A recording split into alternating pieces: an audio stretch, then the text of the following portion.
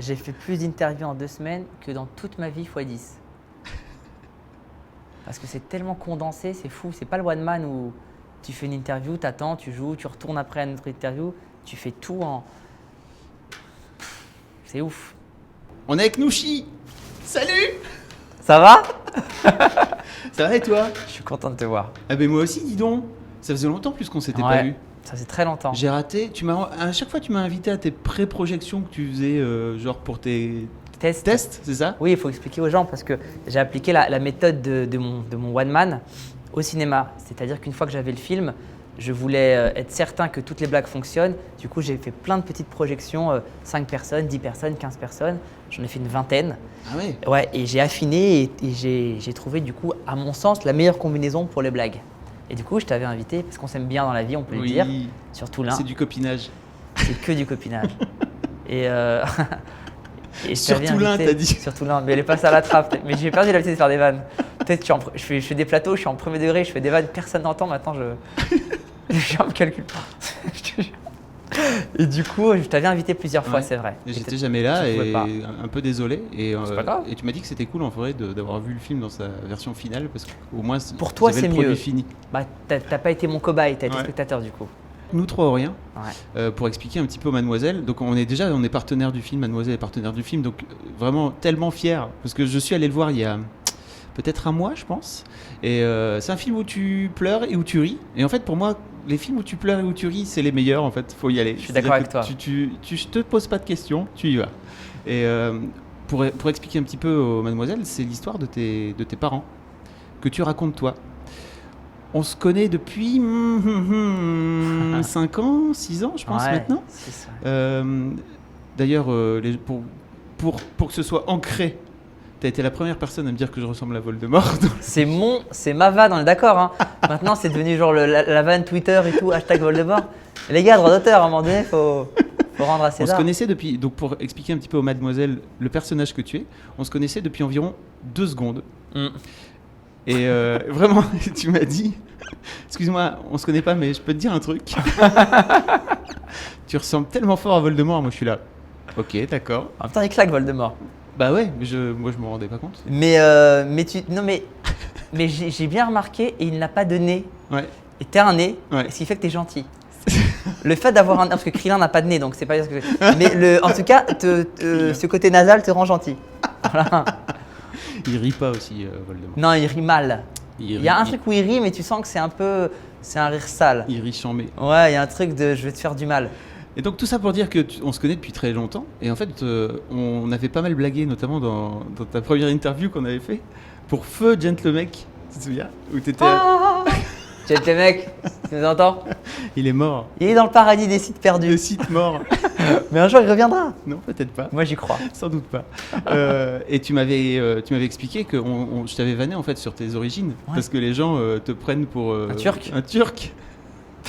Là, ils vont savoir, là, si ça je se suis passe, iranien. c'est Je pense que tu as fait ce film pour ça en fait à la base. C'est la seule raison. Oui. C'est ce qui m'a pris 2 ans de ma vie, et qui a fait dépenser 8 millions d'euros à des gens, qui fait que je me tape le tour de la France en avant-première, je fais 13 interviews par jour. C'est pour dire que je ne suis pas turc. Pour qu'on arrête C'est de la seule t'associer raison. au kebab.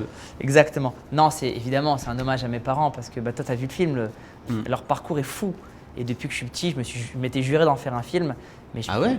Ah oui, en fait, Ok. si tu veux, moi, je me vois comme un porte-voix. Mhm. Je me vois comme un conteur. J'ai envie de dire des trucs. Certaines choses doivent être dites sur scène parce qu'il y a un rapport frontal avec le public et il faut enlever la flagornerie, il faut être direct. Certaines choses doivent être dites en… Flagornerie. J'aime bien placer des mots Oui, comme je suis ça de d'accord. temps en temps. Enfin, il n'était pas dingue ce mot-là. Si, Eh, flagornerie. j'ai fait France Inter ce matin. Flagornerie, c'est le niveau en dessous. Hein. On est au minimum du truc. D'accord, Hein. ok. Les gens commencent bonjour France Inter, flagornerie, flagornerie. D'ailleurs, on est quand même au niveau. Attention, je peux te sortir des trucs un peu chaud là. Ah ouais? Je peux tenter Ok. des trucs. Je peux tenter un truc à un Vas-y, moment donné. vas-y, vas-y. Et Donc tu disais, pour être sur scène, il y a des trucs que tu veux raconter sur scène. c'est oui, ça? mais la nomenclature scénique. Vous avez pas vu son regard, mais oh bon putain, nomenclature. mais la scène permet pas tout. L'histoire de mes parents est tellement dense, il y a tellement de personnages, c'est tellement dur que je voulais être dans le rire et dans l'émotion. Et sur scène, tu as vu mon spectacle, je ne suis que dans le rire. Oui. Je ne prétends rien. Je ne prétends pas éduquer les gens, ni apporter aucun message. Des fois, il y a des messages, des fois, il n'y en a pas. Je suis que sur le rythme. Je veux juste être marrant du début à la fin, que les gens aient mal aux joues en sortant. Le film, c'était une autre démarche. Et je m'étais juré d'en faire un film depuis que je suis petit. Mais il fallait que j'ai accès au cinéma pour ça. Et quand c'est arrivé, on m'a donné l'opportunité de le faire. J'ai sauté sur l'occasion. Mais tu l'as raconté à peu de gens en fait, parce qu'on s'est quand même vu longtemps, on a fait des interviews, etc. T'as jamais sorti ça en fait? Non, parce que quand on fait des interviews, c'est pour parler d'un projet. Ouais. On a fait des interviews pour parler de la scène. Ouais. Et j'en parle pas sur scène Ouais. parce que c'était pas le lieu. Là, j'ai D'accord. roté, mais ça s'est pas vu. J'ai fait un peu. Genre, j'avais une émotion, mais en même temps, c'était un reflux gastrique, quoi. Voilà, parce que la vie continue. Mais tu me disais que t'avais décidé d'être hyper sérieux maintenant, que t'étais hyper J'arrive premier pas degré avec toi. et tout. Non, mais en fait, Je suis non. vraiment déçu Il y a que une réalité. je te sens Non, un peu trop humain là. Non, Qu'est-ce qui se passe? Il y a une réalité, c'est que quand je parle de mon spectacle, je fais des interviews et que j'arrive en tant qu'humoriste sur un plateau, les gens invitent l'humoriste. Ils s'attendent à ce que le mec fasse des blagues, ils s'attendent à ce qu'il soit marrant, à ce que, en plus quand on connaît mon humour, si on m'invite, c'est qu'on a aimé mon humour qui Ouais. est trash, c'est de l'humour noir, Ouais. j'ai pas de limite. Ouais. Et du coup, là, c'est un film sur ma famille. C'est un film plein de pudeur, on est dans l'émotion. J'ai pas envie de gâcher toute la promo avec une blague sur la pédophilie, tu vois. Oui, c'est sûr. Donc c'est vrai que c'est pas je me contiens, mais j'ai eu 2-3 blagues zoophiles que j'ai gardées pour moi, effectivement, sur des plateaux. Non mais tu vois, je C'est suis. Michel Drucker. Voilà, mais avec toi, j'arrive pas chez Drucker, j'étais comme ça. Et C'est super vrai. en plus, mais non mais c'était super. Il a adoré le film, Michel. Ah il ouais. était, je dis Michel moi parce qu'on Tu est. dis Michel maintenant. Je dis Michel. T'as changé. Et je dis Mich des fois. Mais bon, mais tu vois, on est dans un truc, pudique où et j'aime tellement ce film et je l'assume tellement et je suis tellement fier de montrer une autre facette parce que mes parents aiment leur fils, mais ils détestent ce que je fais sur scène. Ah ouais? Mais ils détestent. Ma mère me dit inspire-toi de Félag, fais des blagues que toute la famille peut entendre, etc. Nous, on est mal à l'aise quand tu fais tes Ah ouais. blagues. Bon, heureusement, ton père est sourd d'une oreille, il ne comprend pas tout. Mais tu vois, alors que là, le film, ils en sont fiers. Il n'y a Ouais. pas une vulgarité, mais c'est super marrant, c'est touchant, c'est pour toute la famille. C'est une autre facette. Du coup, en promo, j'ai envie d'être représentatif de ce projet-là. Et donc, est-ce qu'on peut dire que ce film est le film de la maturité, où en fait tu as décidé d'accepter tes parents, etc. Et qu'avant c'était plutôt l'adolescence et la rébellion? Pas du tout, parce que dès que je vais revenir sur scène, je vais sortir les trucs les plus crades de la Terre. Mais non, c'est juste que ce film, c'est un projet plein de pudeur, tout public, et j'ai pas envie de fausser la donne en interview et de faire croire que ça va être un truc clash, hardcore. Et que Je suis d'accord. voilà, là je suis dans la promo de ce film. Quand je viens pour mon spectacle, je viens avec des animaux et des vrais zoophiles et on va te faire un truc Non. en live. Ah, si, parce que les mademoiselles méritent du live. À un moment donné, le virtuel, on s'en branle, tu vois. Arrête Nouchi. Non, je remets dans le film. Remets-toi Nouchi. Non, c'est pas Kairon, le... c'est ton alter ego. C'est ton peut-être alter ça, ego en fait. vénère. C'est Nouchi, peut-être ça. moi quand je savais pas que tu t'appelais Nouchi. Ouais, c'est peut-être ça en fait, t'as raison. C'est ton vrai prénom Nouchi. Ouais.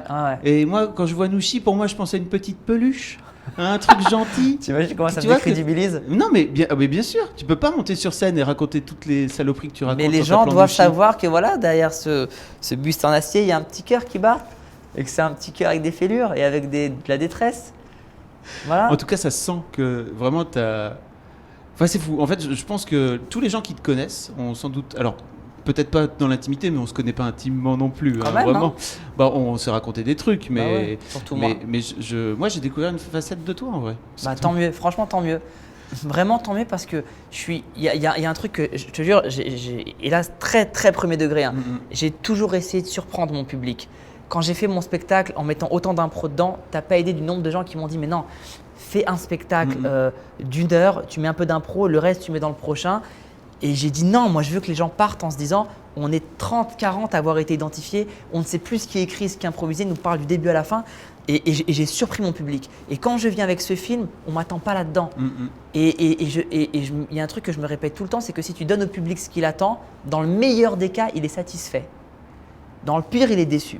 Si tu essaies de surprendre ton public, dans le pire des cas, il est déçu, mais dans le meilleur des cas, il est transcendé. C'est pas satisfait. Si je te viens, je te dis Fabrice, attention, voilà, j'ai acheté le téléviseur que je t'ai promis. Tu vas être content. Ça dit Fabrice, attention, qu'est-ce qu'il y a dans cette boîte? Tadam! Avec un air aussi chelou et qu'il y a un téléviseur dedans. Ouais. Là, tu es surpris, là, tu kiffes. Donc, j'essaie de surprendre mon public et je suis très fier de ce film. Donc pour expliquer un petit peu l'histoire, mais je vais écrire une longue revue sur Mademoiselle ce week-end. Cool. Tu spoiles pas trop, hein? Non, bien sûr que Tu non. parles pas de certaines scènes, Bien sûr que non. ni de la fin, ni d'un coup Bah de non. téléphone, ni de. Parce qu'il y en a, ils le font, hein. Ah bon? Mais hein, je te jure. Oui, mais Tu fais de la promo, ils sont là. Alors, quand tel personnage meurt, qu'est-ce que ça vous fait? Bah rien, j'aurais été tué en fait. J'aurais que tu le rejoignes. professionnalisme nulle part. Non, non, pas du tout. Juste pour expliquer le pitch, en fait, c'est l'histoire de tes parents. Histoire vraie. Donc tu joues le rôle de ton papa et Leïla Bekti joue le rôle de ta maman, qui ont décidé de fuir à la fois donc dans un premier temps le régime du Shah. Donc, Alors non, ils l'ont pas fui. ils n'ont pas fui le régime du Shah. Ils se sont Ils battus. se sont battus contre. Exactement. Et ils ont réussi, pas eux deux, hein, mais ils ont réussi avec tout l'Iran, toute la révolution, à renverser le Shah. Et ce qui s'est passé ensuite, c'est que l'espoir est venu avec l'ayatollah Khomeini. Tout le monde pensait que l'Iran allait aller mieux. Et il leur a confisqué la révolution et il a mis en place un État encore plus dictatorial que celui du Shah. Parce qu'il a en plus enlevé les libertés individuelles. À l'époque du Shah, il n'y avait pas de liberté de penser. On était pour le Shah ou mort. Mais les femmes se promenaient en mini-jupe, mais queue de cheval. Les amoureux se tenaient la main dans la rue. Voilà, il y avait cette liberté-là. L'Iran était à la pointe de la technologie. Et quand les ayatollahs sont arrivés, non seulement il n'y avait toujours pas de liberté de penser, mais ils ont coupé ça. Les hommes obligés de mettre des manches longues, plus de manches courtes, plus de shorts pour les hommes, parce qu'on parle souvent des femmes, mais on oublie les hommes aussi. Fermés jusqu'en haut, les femmes, tout le monde est au courant. La place de la femme elle a chuté.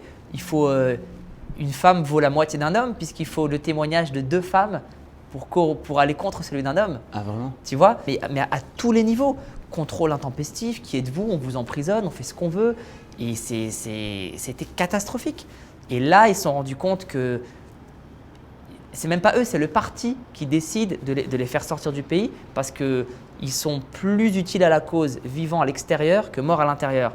Du coup, ils quittent l'Iran en se disant mais on continue à œuvrer contre les ayatollahs, on va continuer à se battre. Et puis le fait d'être loin, le fait de se rendre compte que ça n'a pas d'impact réel ce qu'ils font, et le fait d'avoir un enfant qui commence à grandir et qui aime la France, à un moment donné, ils se sont dit, bon, bah, toute cette énergie qu'on a, on va peut-être la mettre à profit des gens autour de nous et on va faire un transfert. L'Iran suit son chemin et on la suit de loin, mais maintenant, on va essayer de faire du bien en France. Putain, t'as pitché de ouf. Là, je sens que t'es rentré dans ta routine de promo. Non, raconter toute l'histoire. Le mec, il a tout fait, tout vraiment. En revanche, vous avez vraiment le vrai pitch. Moi, je voudrais savoir après, c'est l'histoire vraie de tes parents. Tout est vrai. Tout est vrai. Tous les faits sont vrais. Ton père a vrais. été prisonnier politique pendant 7 ans et demi. 7 ans et demi. Isolé, mis en comment on appelle ça Alors c'est par phase. Oui. C'est par phase. Quand tu dépasses les bornes, oui. tu as droit à ce qu'on appelle le mitard. Mais bon, en Iran, c'est un autre mitard parce que il y a un truc. Mon père, quand il était en France, il bossait avec des jeunes et un jour ils font un voyage, ils vont à Auschwitz avec les jeunes et quand il arrive à Auschwitz, il pète un plomb parce qu'il reconnaît sa cellule. Parce qu'en fait, ce qui s'est passé, ce qu'il ignorait, c'est qu'Hitler avait vendu les plans d'Auschwitz au Shah d'Iran. Non. Et c'était la même prison, la prison d'Evin. Parce qu'il a fait plusieurs prisons, je crois que c'est celle d'Evin. C'était les mêmes baraquements qu'à Auschwitz. Donc voilà, il a vécu ce truc-là, quoi. Wow. Donc 7 ans et demi, ouais. Et combien d'amis perdus, de familles perdues, c'est pour ça que ça me tenait à cœur de ne pas fabuler dans le film. Leur histoire est déjà tellement dingue, ça aurait été une insulte que de rajouter des trucs. Et là, à ce moment-là, il y a une mitraillette. Non, il n'y a pas besoin de la rajouter. Elle était là, cette mitraillette. Ce qui est génial aussi, c'est que tu as réussi à regrouper une bande, un casting de fous. Toi, Keiron, le rigolo, ouais, qui fait des blagues sur scène à base de pédophilie et de zoophilie. Exactement. Tu as réuni un casting de malades. Il y a Alexandre Astier qui joue donc le chat, d'Iran, qui est d'ailleurs excessivement drôle, à la fois horriblement drôle en fait. Exactement. Ça lui va tellement à merveille. Ouais, il est super. Il y a Gérard Darmon. Super. Donc il y a Leïla Bekti, bien sûr, dont on parlait tout à l'heure. Et puis il y a Zabou, il y a Zabou Bateman, bien sûr. Il y a Jonathan Cohen. Jonathan Cohen, il y a t'as tes potes aussi. Éric Boinet. Ouais. Comment t'as fait pour réunir? Honnêtement, tu leur as envoyé le script, le scénario. C'est ça. Ça veut dire qu'aucun ne me connaissait avant. Ils ont lu le scénario, ils ont adhéré à l'histoire. Et je suis content parce que j'ai 92 rôles dans ce film. Ouais, j'ai 92 rôles. et j'ai des pointures franchement, pour les 20 premiers en termes de noms, j'ai des pointures. Et pour les autres, c'est des pointures de jeux, mais pas encore connues. Du coup, il y a des têtes qui sont révélées. Et quand tu as Michel Vuillermoz de la Comédie Française, Oui. le gars, c'est un mastodonte qui me dit, écoute, je sais même pas, je dois avoir le 15e rôle, le 16e rôle, mais je dois avoir 3 jours de tournage en tout. Mais si tu m'as donné le 88e rôle, je serais venu aussi. C'est un devoir civique de faire ce film. Je suis honoré et qu'ils viennent parce que il y a un truc qui dépasse le monde du cinéma avec cette histoire. Tout le monde avait envie de rendre hommage à mes parents, à ce parcours fou, à cet exemple de positivisme et d'espoir. Et du coup, c'est vrai qu'il n'y a personne qui sert la soupe. Il n'y a aucun personnage qui est là pour être là en fait. Ils ont tous leurs moments de rire ou de drame. On est constamment sur le fil entre les deux. Et je voulais des acteurs qui aient des vrais tempos comiques, qui soient capables de vendre des vannes et qui de l'autre côté soient bons dans l'émotion aussi. Et c'est le point commun de tous les acteurs et il est là le lien.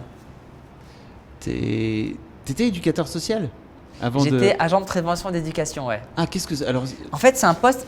Parce que t'en parles dans ton. Là, Ouais. pour le coup, t'en Exactement. parles. En fait, mon père a créé une structure à Pierrefitte qui s'appelle l'AFPAD, autour de la médiation du droit pour rendre ça accessible aux habitants. Et ça marche vraiment bien. Pour preuve que quand tu arrives à Pierrefitte, il n'y a pas écrit Ville Fleurie, il y a écrit Ville Médiation. Et les partenaires de Pierrefitte au niveau de la médiation, donc les équivalents, c'est Liverpool, Montréal, Turin. Pierrefitte, il y a 25 000 habitants quand même. Tu vois, donc ils ont, en médiation, ils sont quand même très élevés. Et ils font des projets pour les femmes, pour les jeunes, pour les adultes. Et ils voulaient mettre en place un projet pour les enfants décrocheurs, les enfants qui sont exclus des collèges. Et moi, j'avais bossé pas mal avec les enfants avant. Et je suis artiste, etc. Et il me disait, viens bosser avec moi sur ce truc-là. Je disais, mais non, laisse-moi tranquille, moi je fais mes spectacles, ça se passe très bien. Il me dit, viens voir une journée comment ça se passe. Je suis venu une journée et je suis tombé amoureux des gamins. Et j'ai dit, mais je peux pas repartir à ma vie comme si de rien n'était. Il y a un truc, il se passe un truc ici en fait. Et je suis resté 4 ans. Je suis resté 4 ans. On a mis au point une méthode qui aide les élèves qui sont exclus. Et j'ai quitté l'aventure après 4 ans parce qu'on m'a éliminé. Ils ont tous fait comme ça. Non, j'ai quitté l'aventure après 4 ans parce que mon spectacle devenait trop important et ce projet-là aussi. Il fallait choisir et je me suis juré de revenir plus tard à l'éducation. Mais je suis très fier parce qu'il a été adapté dans plein de collèges en France, cette méthode de travail pour aider les enfants décrocheurs. Donc, je n'ai pas été éducateur, c'est un poste qu'ils ont créé spécialement. Ça s'appelait agent de prévention et d'éducation. D'accord. Et donc, c'est ton père qui t'a filé la veine? Ouais, je pense. Hein.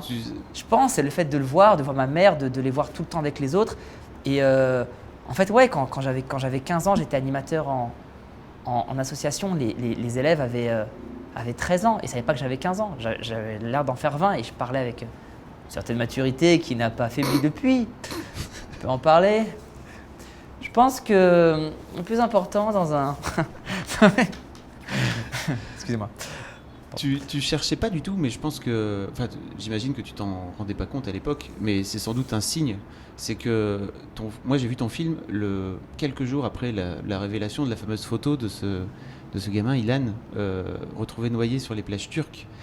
Et il y a un moment donné où, quand effectivement tes parents arrivent en France, tu dis…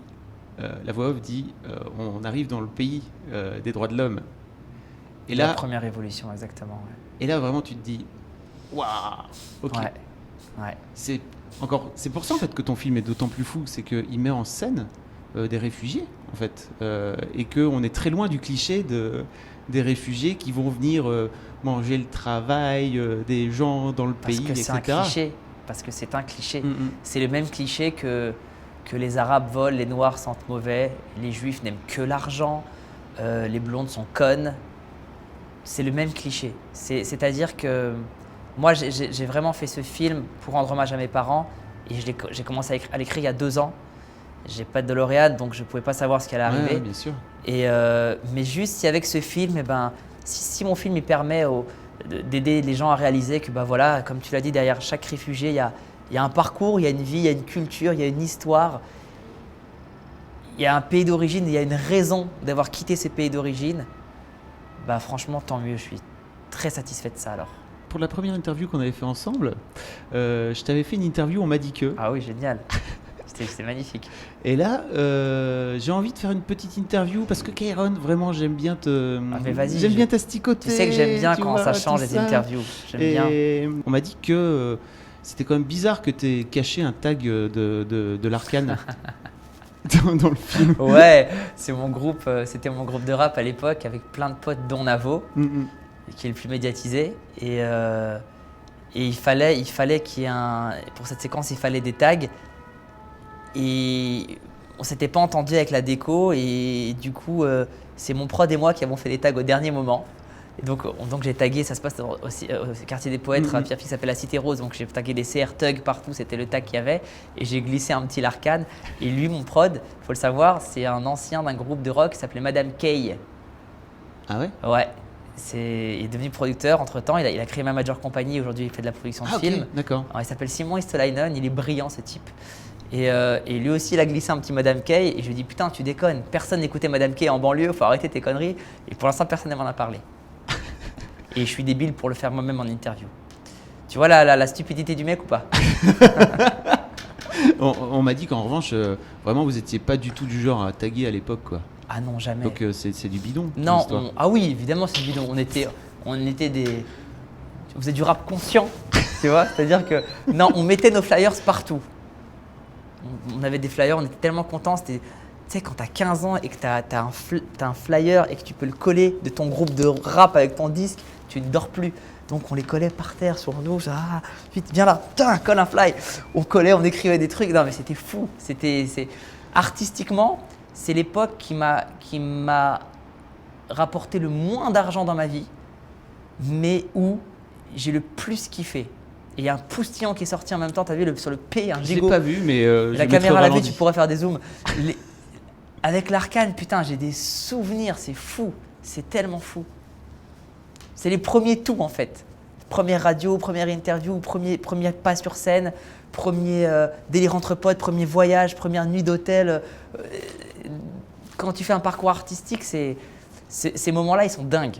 On m'a dit que en fait, le rôle de ta maman dans le film était assez proche de ta vraie mère. Oui. Vraiment. Ah oui. Qui est un peu du genre, elle n'est pas là pour plaisanter quoi. En fait, elle est très marrante, elle est très cool, mais quand elle veut parler, elle parle. Et quand elle veut te couper la parole, elle te coupe la parole. Pourquoi? Parce que c'est la vie, en fait. Et elle coupe la parole à mon père 3 fois sur 5. Et lui, tu vois qu'il est dans un truc où…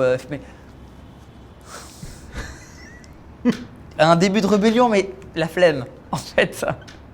La flemme, elle est vraiment comme ça. Et en même temps, elle est courageuse, elle est brave et elle est de mauvaise foi. Quand elle se trompe, elle s'est pas trompée. C'est que t'as pas tout compris, en fait. Ou qu'elle n'avait pas l'information au moment. Mais non, tu viens de me mentir, on a la preuve vidéo. Non, elle me ressemble, c'est pas tout à fait moi.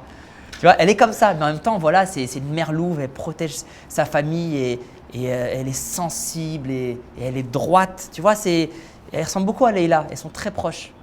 La preuve, c'est que Leïla, je lui ai proposé le rôle et j'avais pas vu un seul film. Je l'ai vu chez Ruquier. Ouais, elle faisait la promo d'un de ses films, je l'ai vu en promo et j'ai vu qu'elle faisait une blague et puis les gens rient et puis à un moment donné, il y a quelqu'un qui l'attaque et puis elle le regarde. Tu sais, je vois son sourcil se froncer, je vois un truc de toi je vais t'avoir, elle cherche une blague, elle répond et j'ai tout vu. Énergie, tempo comique, créativité, sensibilité, mauvaise foi, j'ai vu tout ça. Je dis mais c'est ma daronne, c'est fou. T'as pas montré par exemple dans ton film que en fait quand tu t'embrouillais avec ta mère et qu'elle se barrait en week-end, en fait elle cachait la télécommande pour te laisser dans le seum avec... C'est tellement intéressant. Ça, c'est Navo qui t'a raconté ça. en fait, mes parents, il faut savoir un truc. Mon père a bac plus 9. Ouais. Ma mère a bac plus 7. Leur fils unique a bac moins 1. D'accord? C'est pas une vanne de spectacle, c'est une réalité. Et je regardais beaucoup la télé quand j'étais petit. Et ils ont tout fait pour me faire bien travailler. Ils m'ont ramené des profs à la maison. Et je leur parlais de rap et tout. À la fin, les mecs devenaient fans de ce que je faisais en rap. Ils disaient putain, mais il a un talent dans la musique, faut le laisser continuer. Ils m'ont envoyé dans des stages d'été pour travailler. J'y allais jamais. Ils ont tout fait. Ils ont tout fait. Et à un moment donné, leur axe de travail, ça a été d'enlever les nuisances. Et pour eux, une des nuisances, c'était la télé. Et donc, quand ils partaient en vacances, ils cachaient la télécommande en se disant il va jamais réussir à la retrouver. Évidemment, je savais où elle était. Ah ouais? Évidemment, mais ils ne le savent pas. Mais aujourd'hui, je leur dis, elle était sous la commode dans le placard à gauche là. Donc du coup là, ils vont dire quoi? Révélation, hashtag, on s'y attendait pas. Et du coup, je regardais la télé. Et puis quand ils revenaient, je la rangeais. Je disais putain, mais quand même, laissez-moi regarder la télé. Oh. Il y a déjà un sens aigu de la comédie. Ça fait même pas... Tu l'avais pas raconté à Navo non plus alors Non, parce que je savais que c'était un traître, Navo. Tu vois, j'ai bien fait. Il leur aurait balancé. Quel félon ce mec, putain. Elle a de la chance que je l'aime. T'as pas non plus montré que, en fait, à un anniversaire ou à Noël, comme ta famille, elle savait que t'aimais bien la musique, ils t'ont offert un super cadeau. Alors, il faut le savoir. C'est génial, cette histoire est magnifique. C'est magnifique, c'est-à-dire que j'ai eu les pires cadeaux de l'univers à mes anniversaires, à tel point que je ne fête plus mes anniversaires et que quand on me dit joyeux anniversaire, j'ai un sentiment de donnez-moi une couverture chaude, j'ai froid. Je ne sais pas ce qui va se passer. J'ai des aigreurs d'estomac parce que, oui, par exemple, un jour, mon grand-père m'offre, mais très sûr de lui, hein, en premier degré dans les yeux, il me regarde et il me dit tiens, joyeux Noël. Et j'ouvre et c'était des cassettes vierges. Pourquoi ? Parce que tu fais de la musique. Pour mes 15 ans, mon père m'offre un bol. Un bol. Fin de la phrase. Il n'y a rien qui va arriver derrière, un bol. Mais c'est par gentillesse. À aucun moment il se dit c'est un cadeau nul. Il se dit parce que un bol c'est pratique. On mange des céréales, c'est important. Tu sais que je crois que c'est mon père qui m'a. Je suis nul en cadeau moi. Je suis très mauvais en cadeau. Je crois que ça vient de mon père parce que ma mère a raconté récemment quand le premier cadeau que mon père fait à ma mère, il lui offre son pantalon de détenu de 7 ans et demi. Et ma mère, elle dit mais il y a de la boue, il y a du sang, c'est crade, qu'est-ce que je fais avec ça ? Et il dit mais c'est ma relique, c'est une relique de quand j'étais en prison. C'est le truc le plus important pour moi sur Terre, c'est ça, c'est mon pantalon de détenu. Il m'a accompagné pendant toutes ces années. Ma mère dit super, mais voilà, un parfum, ça pourrait être cool aussi, sinon, ou une montre, un bijou, tu vois. Et en fait, je crois que mon père m'a élevé dans ce truc de on s'en fout du cadeau. Je suis pas cadeau du tout, je suis très mauvais en cadeau et je les prends avec plaisir, mais je suis mauvais là-dedans. Je crois que ça vient de lui. Mais pour moi, c'est une qualité. Tu fais une tournée de ouf. C'est dingue, vraiment, c'est dingue. Alors moi, je vois des standing ovations. En plus, t'es à fond, mec. Sur Twitter, tu retweets tout. Mais bon, normal. C'est le travail de 2 ans. Et c'est aussi un truc de. En fait, quand quelqu'un m'écrit putain, je sors du film de Kairon, dingue, j'ai ri, j'ai pleuré, film de l'année, il me met un truc aussi dingue, j'ai envie de lui renvoyer l'ascenseur et je sais pas comment. Donc soit je mets merci, mais je vais mettre 1000 merci par jour et en retweetant, je me dis que c'est aussi un moyen de le remercier. Tu lui envoies un peu du buzz, quoi. Je sais pas, je suis vraiment. Tu sais que je suis mauvais en réseaux sociaux, ça. Tu sais à quel point je suis pas connecté, que je suis un peu à la ramasse. Tu lui envoies du buzz, c'est pas grave. Je lui envoie du buzz. Ouais. C'est cool ça. Ça dépend après si tu lui envoies trop de buzz. Mais en vrai, non mais c'est-à-dire qu'il y a un moment donné où tu retweets tout, mec. Mais c'est génial. On peut pas t'en vouloir. C'est-à-dire que je pense que. En plus, tu sais que je fais attention. Je retweet que les trucs qui sont vraiment superlatifs. Ouais. Tous les trucs, j'ai aimé, c'était chouette. Je l'aimais pas en plus. Ouais. Non mais c'est pas pour faire genre, mais je te jure, j'essaie de retweeter des trucs quand même vraiment cool où le mec a fait un effort aussi, tu vois. Ah oui. Je vois ce que tu veux dire. Tu vois. Mais après non, je te jure, c'est vrai que c'est dingue. Lille, Le Mans, Strasbourg, en région parisienne, Montpellier, Nice, Lyon, c'est fou. Les salles sont blindées, les gens se lèvent à chaque fois. Et il y a un signe qui ne trompe pas, c'est qu'à la fin, quand moi j'arrive sur scène, ils sont debout, ils applaudissent, sourire aux lèvres et les yeux mouillés. Et c'est un état que je ne connaissais pas. Oui. C'est fou. Les critiques sont dingues. Il y a une empathie sur ce film, il y a une bienveillance générale. Je suis très fier, j'ai très hâte. Tu t'es mis tout nu. Vraiment, ouais. Vraiment, ouais, j'ai raconté ma vie. J'ai raconté le truc le plus perso qui soit et j'ai essayé d'en faire le projet le plus universel qui soit. Bah oui, mais en général c'est comme ça que ça se passe. C'est-à-dire que je pense que plus tu... Si, c'est un biographe qui s'appelle Gonzague Saint-Brice, tu connais ou pas? Ok, non. Qui m'a dit un truc... Son nom. Non, vraiment. Qui a écrit des biographies de plein de personnages historiques et tout. Et qui disait, en fait, plus vous allez vers le personnel et l'intime, plus vous allez toucher à l'universel. Et en vrai, je pense que c'est un peu ça qui se passe avec ton film. Et je pense que les gens, à travers toi, vivent aussi ton histoire et sans doute arrivent à se raccrocher à des trucs qu'ils ont pu vivre eux, etc. En tout cas, Nouchi, c'est un film magnifique. Merci, vraiment. Mais bravo. Et on se connaît, tu sais que voilà, je suis sincère. Vraiment, ça me touche de ouf. Tout le courage du monde. Et nous, on sera derrière toi sur Mademoiselle. Tu peux compter sur nous. Moi, Merci. j'invite toutes les Mademoiselles à aller voir. On a une séance. On a une séance, mais à Paris. Ouais. On a une séance à Paris oui, c'est vrai. le 3. Bah oui, excuse-nous. Monsieur National. On est national ainsi qu'international. Ah bon, à Dille Les francophones, Ah, sur putain, Mademoiselle, magnifique. on a des Je Belges, suis très on a content des que ça ait bien pris. Suisses, on a Je des vais en Canadiens. Suisse bientôt pour le film. Ok, Je fais une avant-première le 10, je crois. le 10 10 le 10 novembre. Ouais. 10 octobre. Et ouais, on a une avant-première ensemble. Mardi, Mardi MK2. Ouais. Tu le mets quand en ligne ça? avant. Bisous. À très vite. Salut. Salut les zouzous. Tu vois, je gâche tout à chaque fois. C'est relou. Remarque, on se met bien de la crème pour les hémorroïdes sur les cernes. Ah oui, c'est vrai que ça a des vertus. Oui, c'est une maquilleuse qui m'avait appris ça, que pour les cernes, c'était bien de mettre de la crème pour hémorroïdes. Alors la question c'est, est-ce qu'on peut mettre